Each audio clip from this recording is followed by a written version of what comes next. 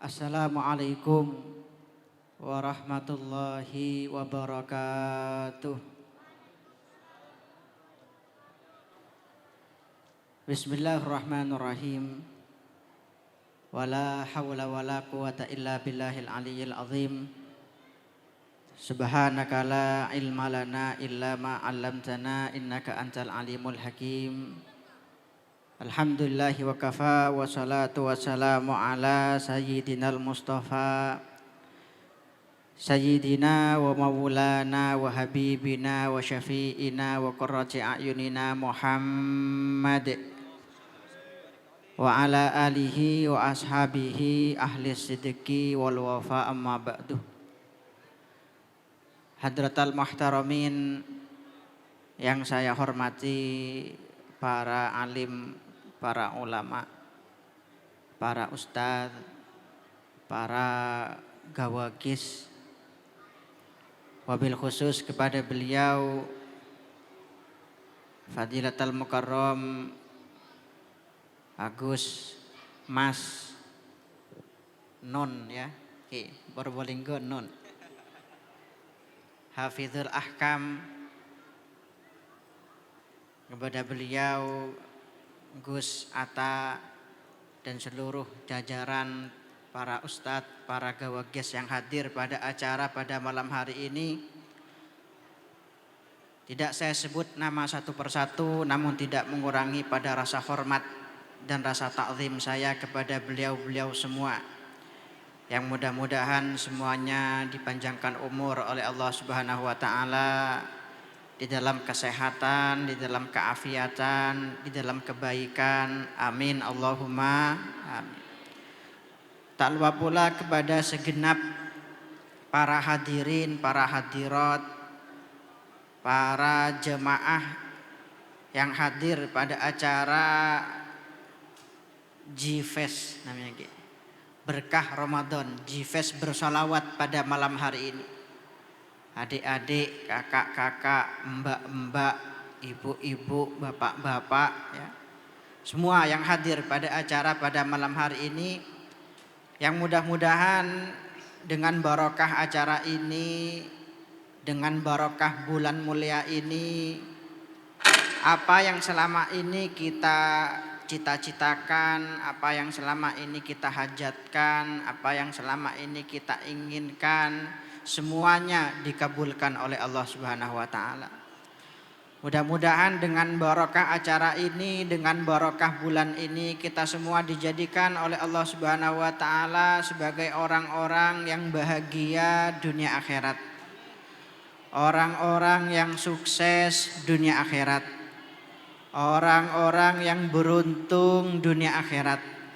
Dan mudah-mudahan sebagaimana pada malam hari ini kita bisa dikumpulkan di tempat ini, di acara yang mulia ini, mudah-mudahan kita semua kelak juga akan dikumpulkan di surga Allah Subhanahu wa taala bersama beliau baginda Nabi Muhammad sallallahu alaihi wasallam. Amin Allahumma amin. Alhamdulillah para hadirin, para hadirat, malam ini kita diberikan nikmat oleh Allah Subhanahu wa taala untuk berkumpul sejenak, untuk bermuajahah, bertatap muka di suatu acara yang mulia, acara majelis zikir, acara sholawatan di satu bulan yang mulia, bulan Ramadan yang dikatakan oleh baginda Nabi Muhammad sallallahu alaihi wasallam, Ramadan ini adalah sayyidus syuhur, rajanya para bulan, sultannya para bulan. Jadi sepanjang tahun ini selama 12 bulan para ulama sepakat bahwa bulan yang paling mulia adalah bulan Ramadan. Oleh karena itu di bulan Ramadan ini banyak sekali ya, ribuan keutamaan yang dijanjikan oleh Allah Subhanahu wa taala yang pernah disampaikan oleh baginda Nabi Muhammad sallallahu alaihi wasallam. Di bulan Ramadan ini pintu-pintu surga semuanya dibuka. gerbang-gerbang neraka semuanya ditutup. Nah, di bulan Ramadan ini ya, setan-setan dipenjara, dikerangkeng oleh Allah Subhanahu wa taala.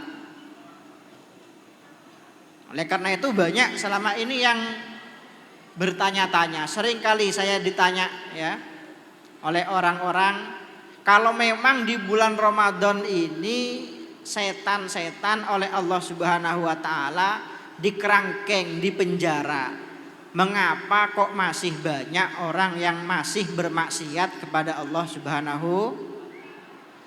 Ada yang tahu apa jawabannya? Yang bisa ngasih jawaban terbaik ada enggak? Ini saya juga punya hadiah ini sama seperti Gus Hakam. Saya juga bawa kalau kata orang Madura giveaway. Ini ada buku, ada tasbih juga ya, oleh-oleh dari umrah. Mudah-mudahan yang dapat juga bisa disampaikan ke Mekah Madinah. Amin Allahumma. Mengapa kok masih ada kemaksiatan di bulan puasa kalau setan benar-benar dipenjara oleh Allah Subhanahu wa taala? Apa jawabannya? Ayo maju, yang bisa jawab maju.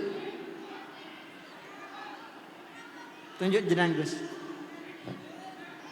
Monggo angkat tangannya yang mau maju, nanti akan mendapatkan buku Kompas Kehidupan karangan Lora Ismail dan juga akan mendapatkan tasbih hadiah dari umroh. Oke, satu-satu, jangan semuanya. Oke, satu-satu.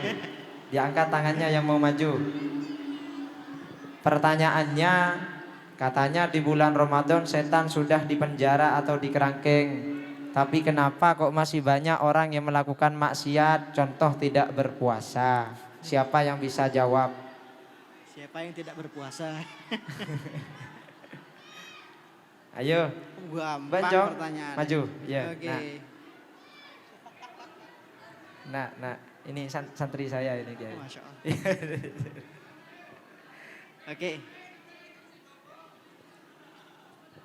Kameranya urusin juga. Perkenalkan dulu namanya. Nama saya Khairul Anwar. Oke, dari mana? Dari Madura.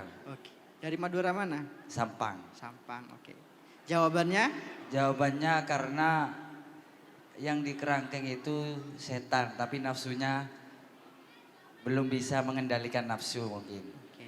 Begitu. Cocok? Oke, Allahumma sholli ala sayyidina Muhammad. Oke, betul jawabannya ya. Karena apa? Karena duduk, nanti belakang nanti saya panggil.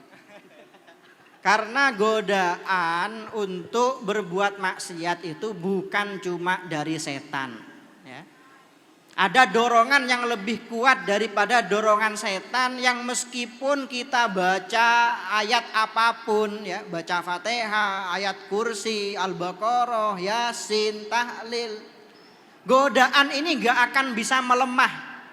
Apa itu? Godaan nafsu. Kata para ulama, an-nafsu akhbathu min sab'ina syaitonan. Nafsu itu lebih jahat daripada 70 setan. Ya.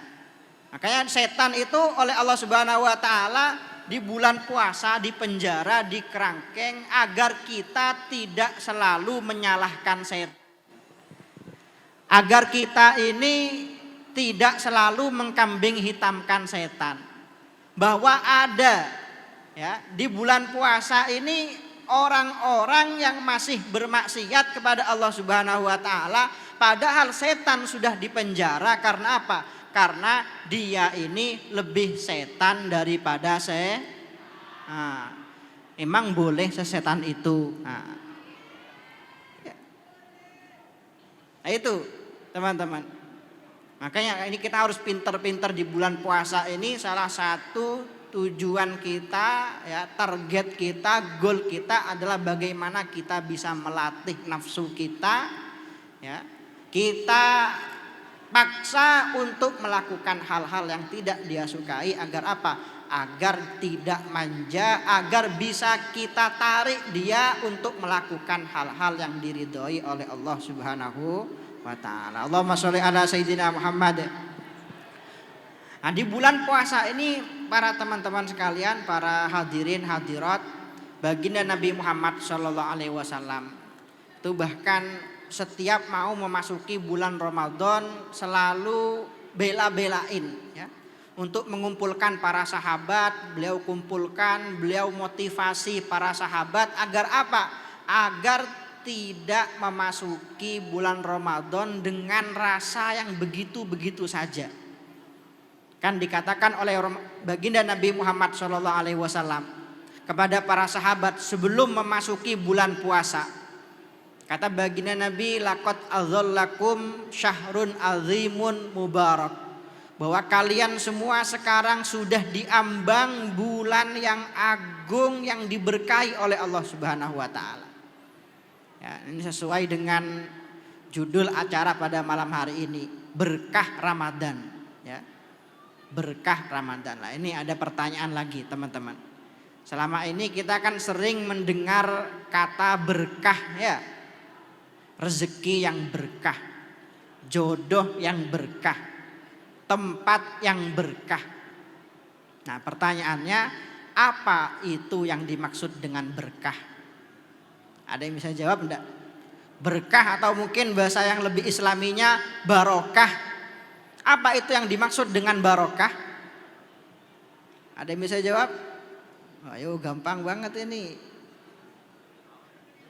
Barokah, apa itu barokah?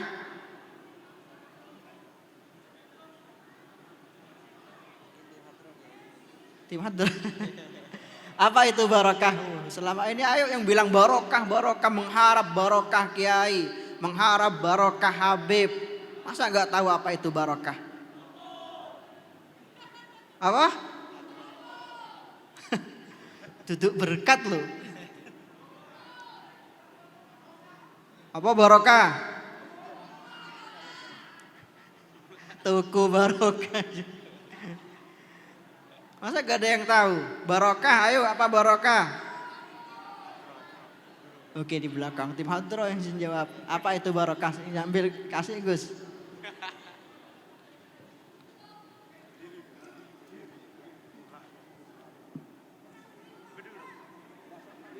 Oke, perkenalkan siapa namanya, alamatnya. Assalamualaikum warahmatullahi taala wabarakatuh. Waalaikumsalam warahmatullahi wabarakatuh. Nama kula Muhammad Faiz Nur Ilham dari Pondok Trosopo, tetangganya Mas Atta. Oke, sudah menikah? Dereng lora. Jawabannya?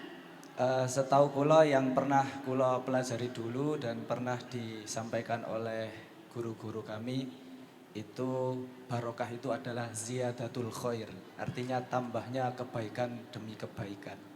Oke, Allahumma sholli ala sayyidina Muhammad. Betul jawabannya. Jadi yang dimaksud dengan barokah itu adalah ziyadatul khair fi syai'i, ya. Bertambahnya kebaikan di dalam sesuatu. Jadi barokah ini kalimat yang singkat, padat. Ya, alih-alih kita meminta pada Allah Subhanahu wa taala, ya Allah nyuwun tambah rezeki, tambah mulia, tambah api, tambah ganteng, tambah suge, tambah-tambah yang lain ya. Kita cukup menyebutkan satu kalimat, ya Allah nyuwun barokah. Ya. Bertambahnya kebaikan demi kebaikan kita itu yang dinamakan dengan barokah. Jadi bulan Ramadan ini adalah bulan yang agung, yang barokah, yang kata baginda Nabi Muhammad SAW, ya, man adda fihi hasanatan kana kaman adda faridatan. Barang siapa yang melaksanakan satu amal kebaikan di bulan Ramadan, bagaikan dia yang mengamalkan satu ibadah wajib di bulan Ramadan. Wa man adda fihi faridatan kana kaman adda sab'ina faridatan fi ma siwah. Barang siapa yang melakukan satu kewajiban, satu amal fardu di bulan Ramadan, itu sama saja dia dengan melakukan 70 amal fardu di luar bulan Ramadan. Oleh karena itu para teman-teman sekalian, para ulama itu sepakat ya bahwa amal kebaikan di bulan Ramadan itu dilipat gandakan pahalanya oleh Allah Subhanahu wa taala. Kebanyakan ulama mengatakan pelipat gandaannya berapa? pelipat gandaannya itu 70 kali lipat. Bahkan ada juga sebagian ulama seperti Sayyidina Sa'id ibn Jubair yang mengatakan pelipat gandaan pahala di bulan Ramadan itu 1000 kali lipat. Nah, itu makanya eman-eman ya, kita itu di bulan Ramadan puasa, sholat isya misalkan ya, yang untuk mendapatkan pahala sholat isya 70 kali itu kalau di luar Ramadan kita butuh perjuangan ya, atau butuh effort melalui 70 malam berturut-turut. Tapi di bulan Ramadan hanya dengan 1 malam saja melakukan sholat isya 1 malam saja itu sama dengan melakukan sholat isya 70 malam. Allahumma sholli ala sayyidina Muhammad. Nah, akan tetapi jangan hanya melihat pahala ibadah yang dilipat gandakan berkali-kali lipat di bulan Ramadan. Kata baginda Nabi Muhammad SAW, fattakullah ya fi syahri Ramadan. Takutlah kalian semua kepada Allah Subhanahu wa taala di bulan Ramadan. Fa innal hasanat tudha'af fiha. Karena amal kebaikan pahalanya dilipat gandakan di bulan Ramadan. Wa kadzalika as-sayyi'at. Begitu pula nilai-nilai dosa-dosa yang dilakukan ya oleh seseorang, kemaksiatan yang dilakukan di bulan Ramadan tentu nilainya jauh lebih besar daripada dosa-dosa yang dilakukan di luar bulan Ramadan. Maka itu tujuan utama kita berpuasa tadi ya. Kita agar bisa mengekang nafsu kita, agar kita menjauhi kemaksiatan sejauh-jauhnya. Nah, dalam Al-Quran itu tujuan utama puasa itu apa? Kutiba alaikumusiyam kama kutiba alal ladzina min qablikum la'allakum tattaqun. Agar kalian semua menjadi orang-orang yang bertakwa kepada Allah Subhanahu wa taala. Apa itu takwa? Nah, takwa itu bukan baju takwa ya, duduk kelambi takwa. Takwa itu kata Imam Ghazali ijtinabu kulli ma fihi dararun lidinik. Menjauhi setiap sesuatu yang bisa membuat kita jauh dari Allah Subhanahu. Itu adalah takwa. Makanya ini hati-hati, ini kode keras buat kalian ya yang puasa tapi masih suka nggosipin orang. Oh no.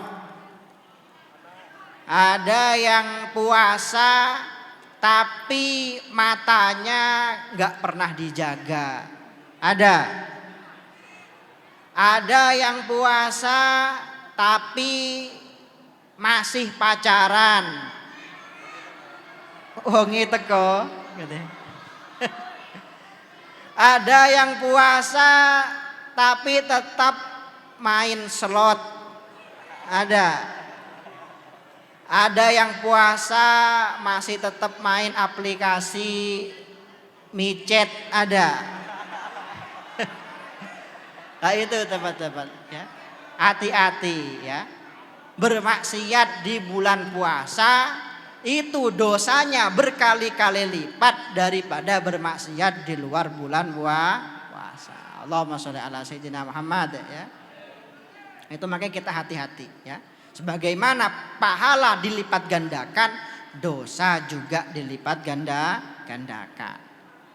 Yang kedua teman-teman ya, kita itu ya, ini sebelum melangkah ke yang kedua, tapi jangan sampai jenengan itu salah mengartikan ya. Karena ada orang di zaman sekarang ini ya, di bulan puasa orang itu yang punya prinsip daripada enggak sempurna ya, daripada enggak sempurna lebih baik tidak sama sekali. Ada yang seperti itu. Ada yang bilang gini, oh kamu puasa kok masih maksiat. Wes ngombe ae wes, percuma poso. Nah, ada apa enggak yang kayak gitu? Enggak bener itu, ya. Percuma puasa kok masih ngerasani orang, percuma puasa masih pacaran. Wih, lebih baik enggak puasa lah ini. Ini keliru. Ini kata para ulama kita, mala yudraku kulluh la yutraku julluh. Ya. Sesuatu kebaikan yang tidak bisa kita dapatkan secara sempurna, jangan ditinggalkan semuanya. Minimal kita kerjakan, minimal kita dapatkan meskipun separuhnya. Nah, dikatakan oleh sebagian ulama, siru ilallah urujan wa makasir. Berjalanlah kamu pada Allah Subhanahu wa taala meskipun dalam keadaan tertatih-tatih, meskipun dalam keadaan terpincang-pincang. Jangan menunggu dirimu suci untuk mendekat kepada Allah Subhanahu wa taala. Kalau kamu menunggu dirimu suci dari dosa, kapan kamu akan mendekat kepada Allah Subhanahu wa ta'ala? Makanya ada satu senandung ya yang paling saya sukai itu kalau sholawatan, itu salah satunya adalah senandung karya salah satu wali songo. Ada yang bisa jawab enggak? Nah ini loh hadiah lagi ini, hadiah. Senandung wali songo ada yang hafal enggak? Satu aja. Selain alamat anak soleh kan bukan wali songo, itu Syekh Ahmad Rifai. Ada enggak yang hafal? Oke, tak sepil sedikit ya. Nah, ini itu salah satu qasidah wali songo yang saya sukai, favorit saya itu karya Sunan Kalijaga. Judulnya Lir Ilir. Ada yang hafal? Ayo yang hafal maju. Lir ilir, lir ilir. Ayo.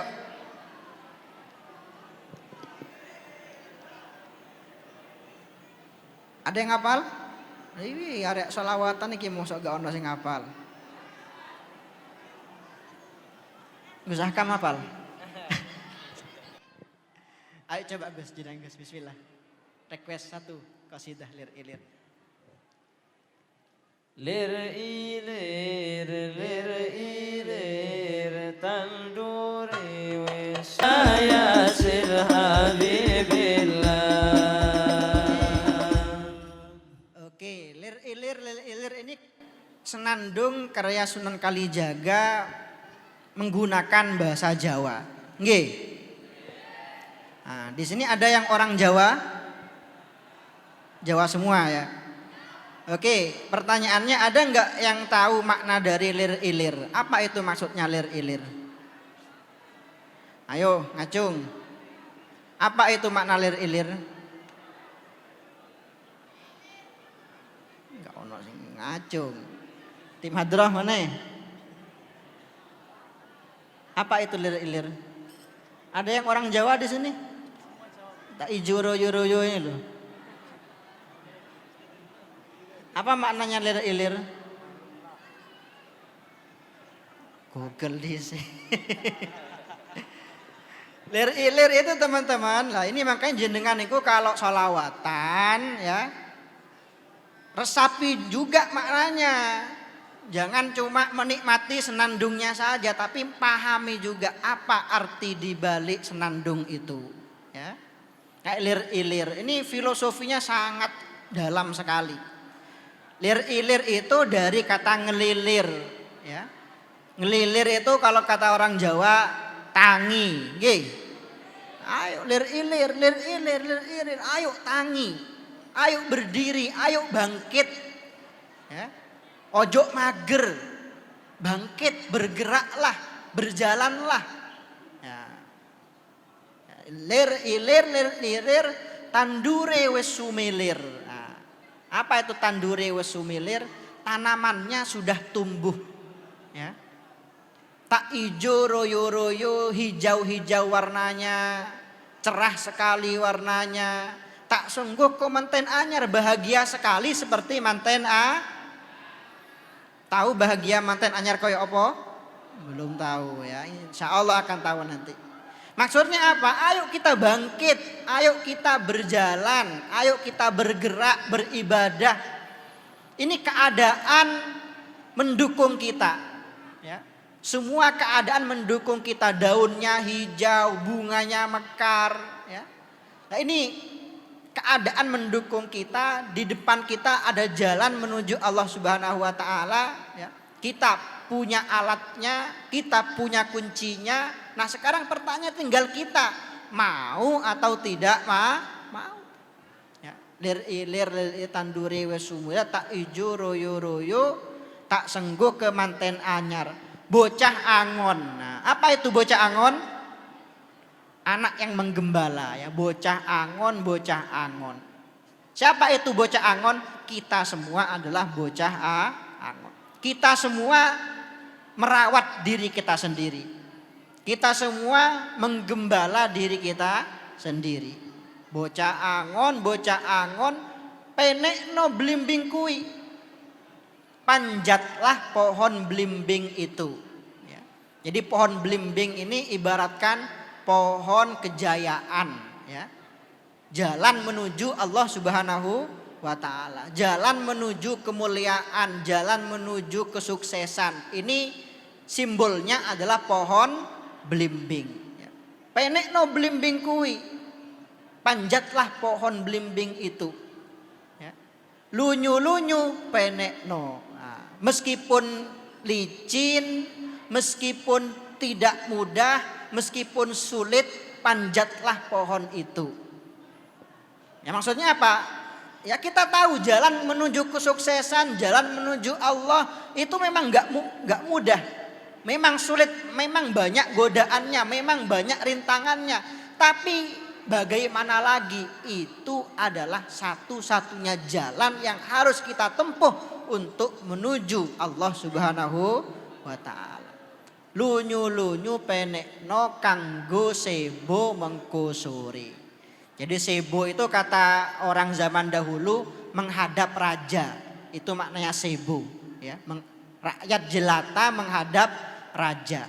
Maksudnya apa? Ayo kita bekali diri kita dengan ilmu, dengan amal, dengan ibadah, ya, dengan mencari circle-circle yang baik, teman-teman yang baik yang mengajak kita kepada hal-hal yang positif, ya, sebelum kita semua nanti menghadap kepada Allah Subhanahu wa taala. Mumpung padang rembulani, mumpung jembar kalangani, mumpung kita masih sehat semua, masih muda semua, masih punya umur, masih punya waktu. Nah ini kesempatan kita untuk mendekat kepada Allah Subhanahu wa taala. Oleh karena itu teman-teman ya, terakhir kita ini di bulan Ramadan mendapatkan hikmah, pelajaran dari Allah Subhanahu wa taala apa? Untuk menjadi orang yang lebih bersyukur kepada Allah Subhanahu wa taala. Dikatakan ya bahwa seorang ulama itu ditanya, mengapa Allah Subhanahu wa taala mewajibkan bagi kita berpuasa di bulan Ramadan? Dijawab oleh beliau, liyadzuqa al-ghani mararatal ju', agar orang kaya itu juga merasakan pahitnya kelaparan. Fala yansal ja'i, maka dengan itu dia tidak akan melupakan orang-orang yang lapar. Wah, kita bisa rasakan ya, hari-hari ini kalau di Madura kemarin bukan hanya puasa plus mati lampu plus hujan deras. Ini kita ingat ya, bagaimana saudara-saudara kita yang di luar sana seperti yang ada di Gaza, Palestina, ya, keadaan mereka bagaimana keadaan mereka, yang jangankan untuk buka puasa, untuk makan sehari-hari mereka tidak menemukan apa-apa. Saya punya teman-teman di Facebook itu, saya punya teman salah satunya adalah salah satu ustadz dari Gaza, Palestina. Itu beliau cerita. Ya, karena di sana krisis makanan, diboikot oleh Israel, minuman ya, air juga diboikot oleh Israel. Akhirnya beliau itu sampai katanya untuk makan mengganjal perutnya itu makan bawang. Bawang merah itu 1 biji dipotong 5 ya, bersama 5 temannya. Terus saking nggak ada apa-apanya di sana sampai makan bawang merah untuk mengganjal perutnya dari rasa lapar. Sampai juga dikatakan di sana itu karena nggak menemukan air bersih untuk diminum, akhirnya mereka itu terpaksa mengambil air laut. Mengambil air laut ini kan asin. Agar bisa diminum air laut ini akan dicampur gula. Agar apa? Agar tawar. Sehingga air laut ini bisa diminum sampai segitunya, teman-teman. Nah, kita ini sekali lagi ya, banyak di antara kita ini yang merasa hidupnya melas, merasa hidupnya ngenes ya. Bukan karena kekurangan nikmat, tapi tidak mau menyadari nikmat. Tidak mau mensyukuri nikmat. Ya, makanya ada kisah itu yang disampaikan oleh para ulama, itu kisah judulnya kisah 99. Apa itu? Jadi suatu ketika raja ini, ada raja, dia punya banyak hal ya, harta semuanya dia punya, kemewahan semuanya dia punya, tapi dia suka galau. Ini loh, raja tapi suka galau. Nah, dia punya pengawal, bawahannya dia pengawal orang miskin, sederhana, tapi orangnya itu murah senyum, ceria, ya. Orangnya itu selalu gembira. Akhirnya dia curhat sama menterinya. Menteri, saya ini kan raja, punya segala kemewahan, punya segala materi duniawi. Ya. Tapi saya ini suka galau, suka cemberut. Ini saya punya pengawal, dia orang miskin, sederhana, tapi murah senyum. Hidupnya seakan-akan lebih bahagia daripada saya. Ini sebenarnya yang raja itu siapa? Saya apa dia? Nah itu.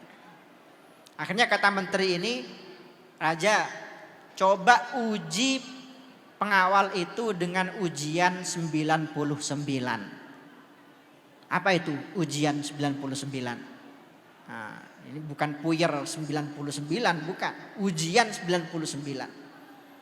Apa itu menteri ujian 99? Oke, saya yang akan ngurus. Ya. Akhirnya diurus itu. Apa itu ujian 99? Jadi di malam hari ketika pengawal ini sudah pulang ke rumahnya, menteri ini ngambil kantong. Diisi kantong ini dengan uang emas, ya namanya dinar. Dinar itu uang emas.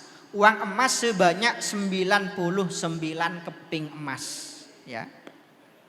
Diisi kantong ini dengan 99 keping emas.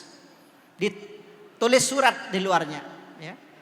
Assalamualaikum, ini hadiah untuk engkau. Isinya uang emas sebanyak 100 keping uang emas. Ya.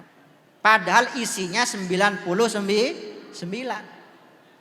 Akhirnya pengawal ini ketika malam hari membuka pintu, menemukan di depan rumahnya ada uang, ya, kantong yang berisi emas. Dibaca tulisannya di dalam ini ada 100 keping emas. Dihitung, ya, dihitung, dibawa, senang dia, bahagia. Dihitung, ternyata setelah dihitung berapa isinya? 99. Kok 99? Dihitung lagi, ya, tetap 99. Sampai akhirnya dihitung 10 kali, tetap isinya 99. Akhirnya dia mikir, loh ini pasti ada yang hilang ini. Pasti ada yang jatuh ini. Nah, dia cari di depan rumahnya, di halaman rumahnya, di peceren, di jalanan, dicari itu uang 1 emas itu dicari 1 jam, 2 jam, gak ketemu-ketemu. Karena gak ketemu-ketemu, ngajak anaknya, ngajak istrinya untuk mencari satu keping emas itu. Akhirnya dia mulai malam sampai subuh gak tidur-tidur hanya gara-gara mencari satu uang emas yang padahal memang gak ada. Ya. Akhirnya di pagi harinya dia menghadap raja dengan wajah yang cemberut, wajah yang kusut, gak ada senyumnya sama sekali. Mengapa? Selain ngantuk tapi dia juga sumpek. Mengapa? Gara-gara memikirkan satu uang emas yang dia cari sejak semalaman. Nah kita para hadirin, realita kita juga seperti itu. Ya. Ibaratkan kita ini oleh Allah Subhanahu wa taala diberikan nikmat sebanyak 99. Diberikan kenyamanan oleh Allah Subhanahu wa taala sebanyak 99. Diberikan oleh Allah satu ujian, satu ketidaknyamanan, tapi kita lebih memikirkan, lebih memilih untuk fokus memikirkan yang satu ini daripada yang 99. Nah itu. Oleh karena itu mudah-mudahan ya dengan acara-acara seperti ini kita semua bisa menjadi orang yang lebih bersyukur kepada Allah Subhanahu wa taala, menyadari nikmat Allah Subhanahu wa taala sehingga kita bisa menjadi orang yang lebih bahagia dan lebih diridhoi oleh Allah Subhanahu wa taala, khususnya di bulan Ramadan ini mudah-mudahan menjadi salah satu Ramadan terbaik dalam hidup kita. Mudah-mudahan berkah Ramadan ini menjadikan hidup kita makin baik, makin mulia, makin dekat kepada Rasulullah, makin dekat kepada Allah Subhanahu wa taala. Amin Allahumma. Sekian para hadirin yang bisa saya sampaikan. Ya wabillahi taufik wal hidayah. Assalamualaikum warahmatullahi wabarakatuh. Waalaikumsalam warahmatullahi wabarakatuh. Mudah-mudahan apa yang disampaikan oleh beliau menjadi ilmu yang bermanfaat untuk kita. Allahumma sholli ala Muhammad.